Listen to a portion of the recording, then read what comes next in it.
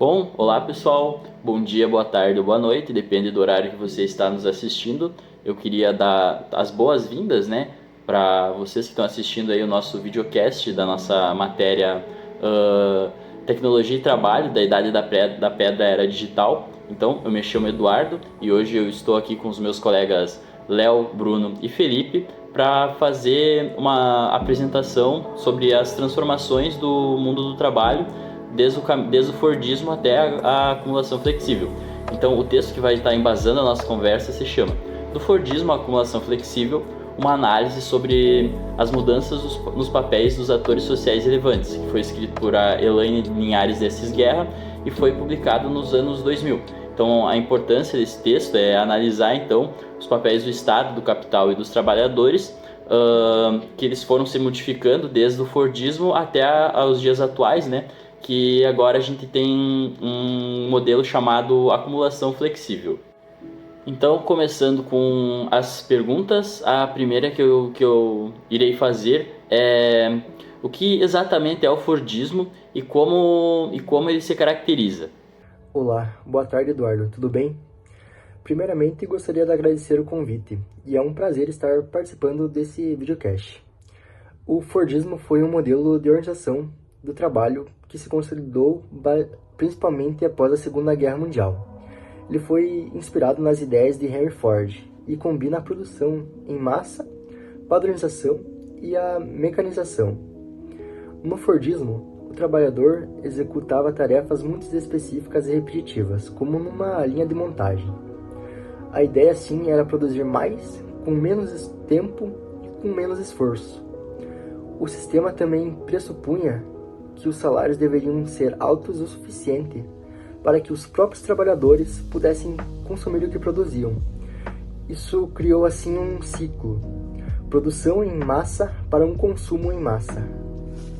Realmente muito interessante, mas como os estados e os sindicatos atuavam nesse modelo?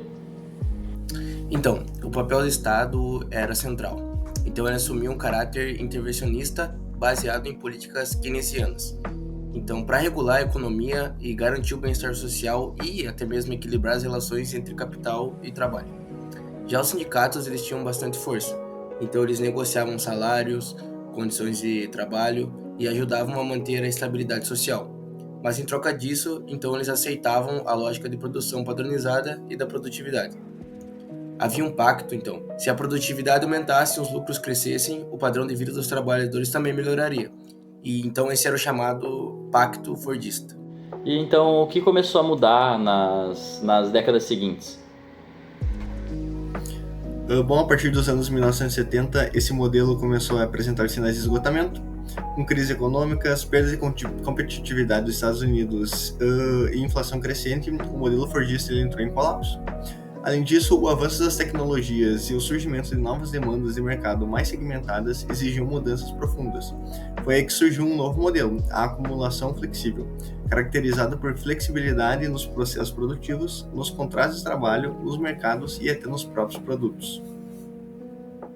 E o que então que define essa acumulação flexível? Qual é a diferença dela entre o Fordismo? A acumulação flexível, ela rompe com a rigidez do Fordismo. Então agora a produção ela não é mais em larga escala e padronizada.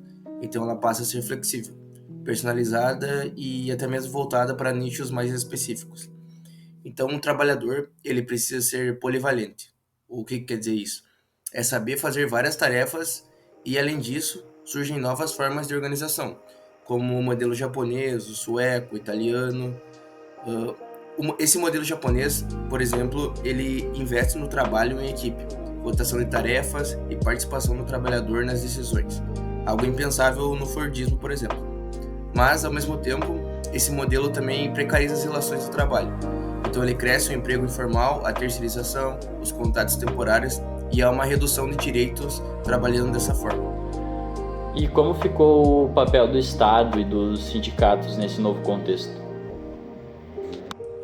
Nesse novo contexto, o Estado deixa de ser um interventor e passa a ser, assim, um empreendedor. Ele busca apenas garantir as condições básicas para que o capital continue se acumulando.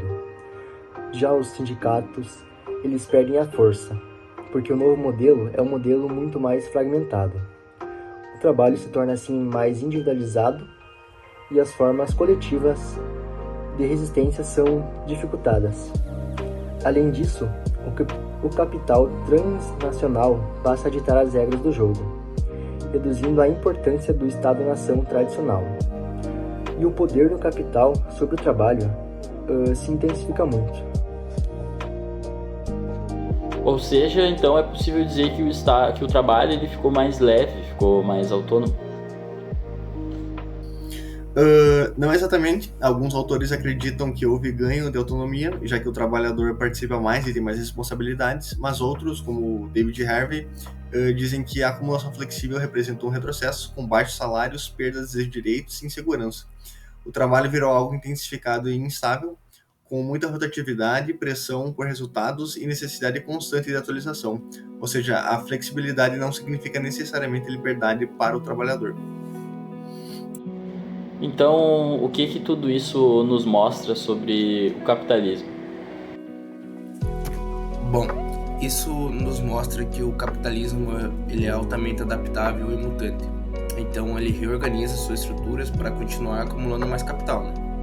Então, se no Fordismo ele precisou de estabilidade e do consumo em massa, hoje ele aposta na inovação constante e na flexibilidade radical que pode vir a ocorrer. Mas o preço disso tem sido pago pelos trabalhadores, né?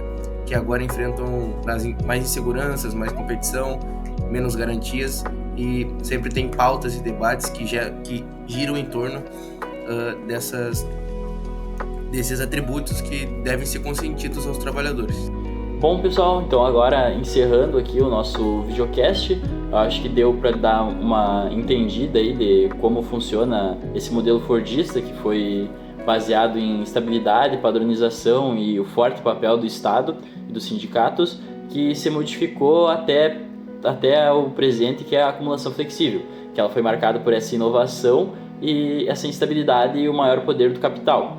Também a gente discutiu como essas mudanças impactaram no papel dos principais atores sociais, que é o Estado, os sindicatos e principalmente a classe trabalhadora. E eu queria também agradecer aos meus colegas, né, o Léo, o Bruno e o Felipe, e também ao Luan, que vai estar editando todo o nosso videocast, e também a tu que está nos acompanhando aqui até agora, né? Então eu espero que essa conversa, esse videocast, ele tenha te ajudado a entender melhor as transformações no mundo do trabalho, também divulgado esse trabalho da Elaine. E é isso, pessoal, muito obrigado e até a próxima.